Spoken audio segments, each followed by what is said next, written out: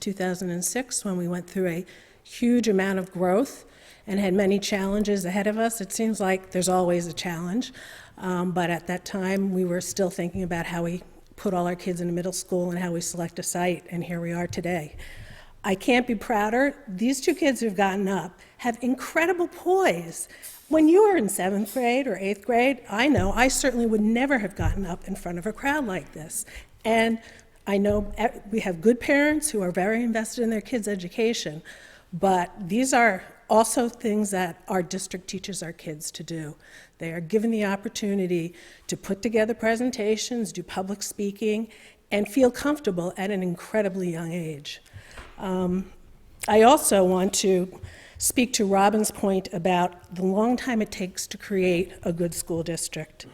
In the year 2000, we had 73% of our Greeley High School graduates going on to post-secondary acceptances.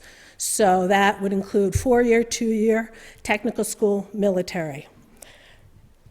11 years later, with the work of the district, there are now 93% of the students graduating going on to further education or other post-secondary plans other than working. That's 20% in 10 years. Do you think this district isn't working hard to make sure that our kids are succeeding? I can't imagine why we would want to take a risk with going to some other kind of form of school management with this track record behind us. And I have one other comment. I had a conversation last Friday with Jim Ryer, the same gentleman that Mark Verrill spoke to who's the Deputy Commissioner at the Department of Education. I again spoke to him today. I wanted to verify, I asked him directly, did he state that, to Mark, that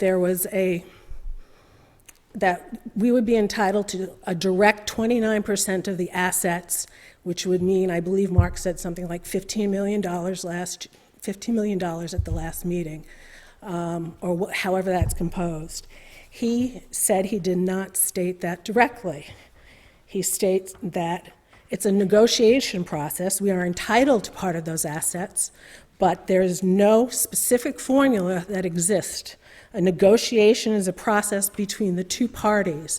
Every district where there's a withdrawing town has a different process.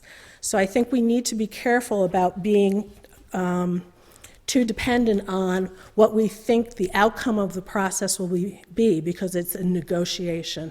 The district is going to be looking to preserve what they can for the students who will be remaining, as much as we will be trying to obtain what we need for our students. Thank you.